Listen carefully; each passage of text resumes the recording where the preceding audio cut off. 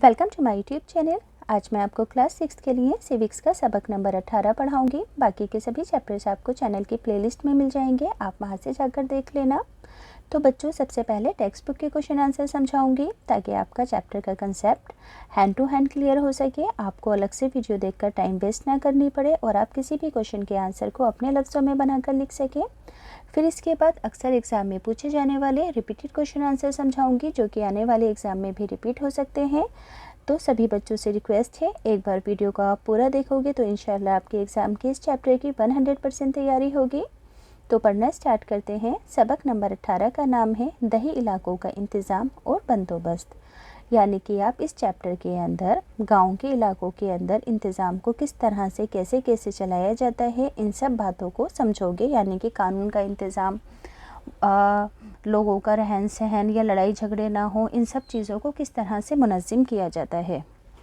तो सवाल नंबर 1 है, टेक्स्ट बुक का है, पुलिस का क्या काम होता है। तो सबसे पहले पुलिस का क्या काम होता है, जिस एरिया के अंदर जो पुलिस होती है उसका पहला काम होता है अपने एरिया को जुर्म से आज़ाद करना, वहाँ के लोगों को कानूनी तहफ़्फ़ुज़ देना और वहाँ के लोगों के लड़ाई झगड़ों का हल करना, गुंडे बदमाशों को एरिया में घुसने ना देना, पूरी तरह से कंट्रोल रखना। तो आप इन्हीं बातों को अपने लफ्ज़ों में भी बनाकर लिख सकते हो। एग्ज़ाम में किस तरह से लिखोगे पढ़कर बताती हूँ। अपने तहत इलाके में कानून और इंतज़ाम कायम रखना, यानी समाज और दही इलाकों में होने वाले तशद्दुद के वाक़यात पर काबू पाना। अगला पॉइंट है, अपने तहत आने वाले इलाकों को जुर्म और मुजरिमों से आज़ाद रखना और लोगों के दरमियान होने वाले झगड़ों को हल करना। अगला सवाल है, ऐसी दो चीज़ों के नाम बताओ जो एक पटवारी के कामों में शामिल हैं। तो पटवारी का सबसे पहला काम होता है ज़मीन की पैमाइश करना, और ज़मीन की पैमाइश करने का मतलब खेतों को नापना, बड़ी बड़ी जगहों को, ज़मीनों को बीघों के अंदर नाप कर उसका लेखा जोखा अपने पास रखना।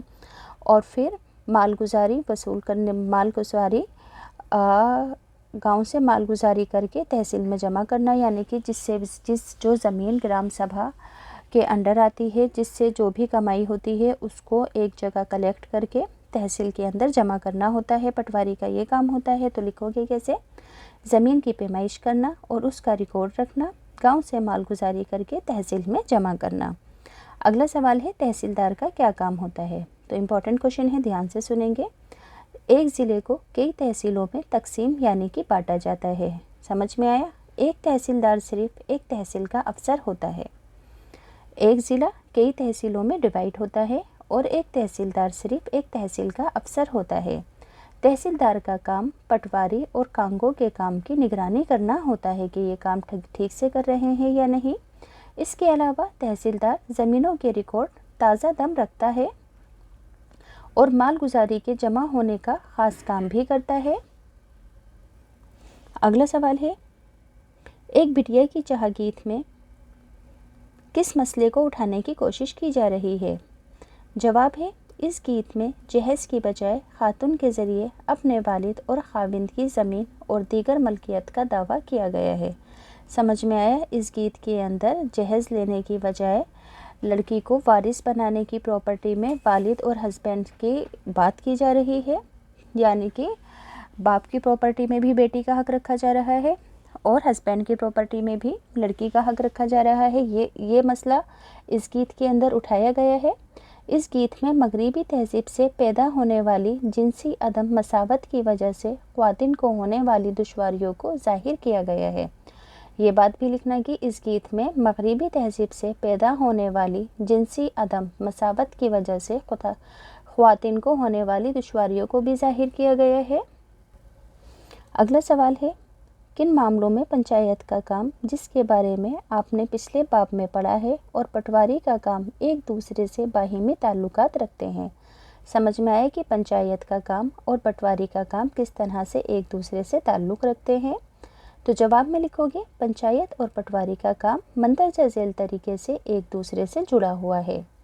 ग्राम पंचायत के ज़रिए की गई कार्यवाही और तरक्की के कामों में पटवारी अपनी ज़मीनी दस्तावेज़ात में मुनासिब तब्दीली करता है। समझ में आया कि ग्राम पंचायत के ज़रिए जब कोई कार्यवाही की जाती है या कोई तरक्की का काम किया जाता है तो पटवारी के पास जो ज़मीनी दस्तावेज़ होते हैं उसमें मुनासिब तब्दीली करता है। ग्राम पंचायतें ज़मीन की मालगुजारी की वसूल से हासिल होने वाली रकम पटवारी को सौंपती है, जैसा कि मैंने अभी ऊपर बताया था, और पटवारी से तहसीलदार के पास ये जमा होती है। अगला सवाल है, किसी पुलिस स्टेशन जाकर उनके कामों में के बारे में मालूम कीजिए जो पुलिस को नज़्म व नस्क को बराबर रखते हैं। अपने इलाके में बिलखसूस त्योहारों और अवामी जुलूस के दौरान क्या काम करने होते हैं।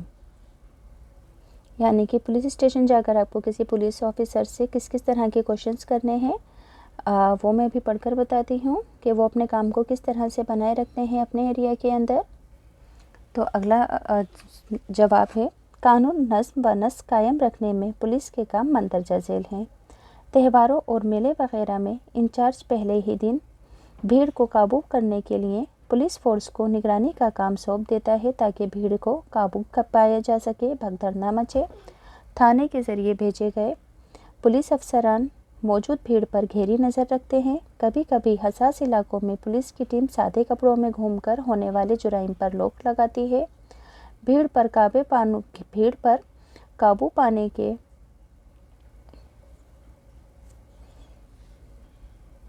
और बदअमनी हालत को रोकने के लिए जगह जगह चौकियां बनाई जाती हैं ताकि भीड़ पर कंट्रोल किया जा सके।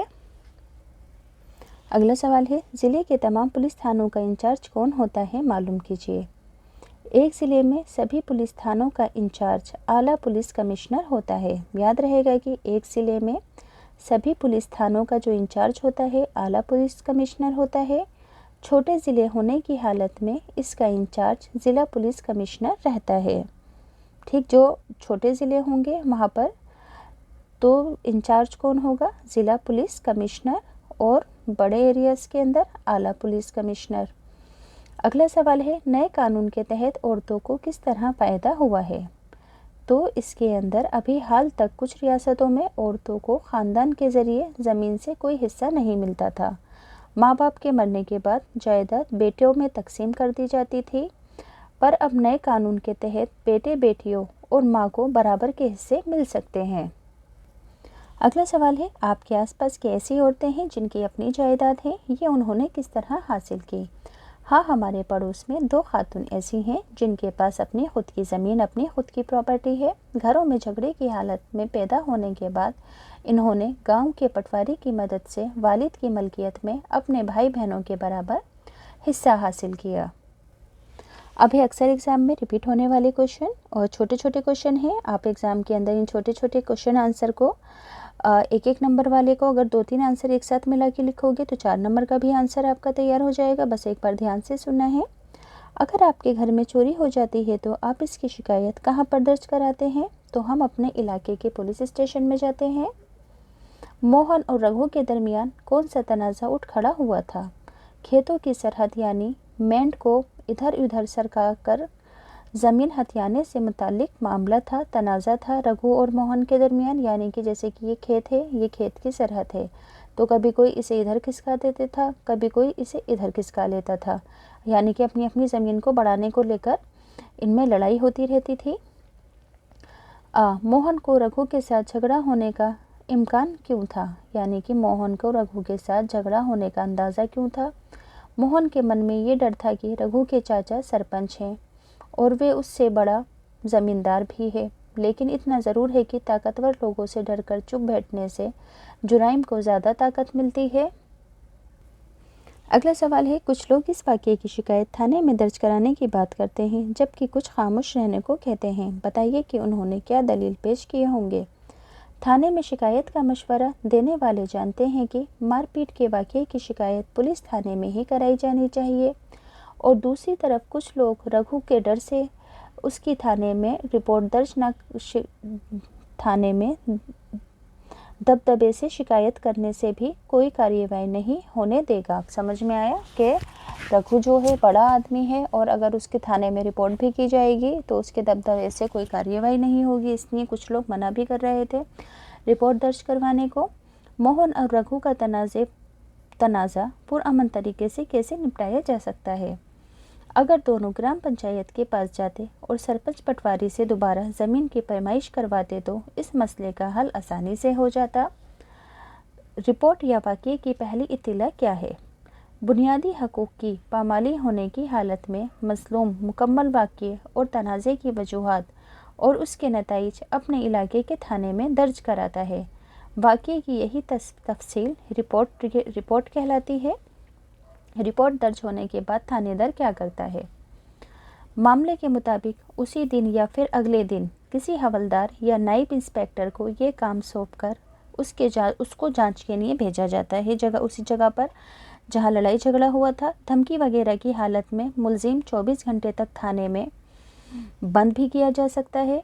आखिर में इस मामले को अदालत को भी सौंप दिया जाता है। अगला सवाल है, मोहन और रघु के दरमियान किस बात को लेकर झगड़ा था? तो ज़मीन की सरहद को लेकर झगड़ा था। पटवारी ज़मीन की पैमाइश कैसे करता है?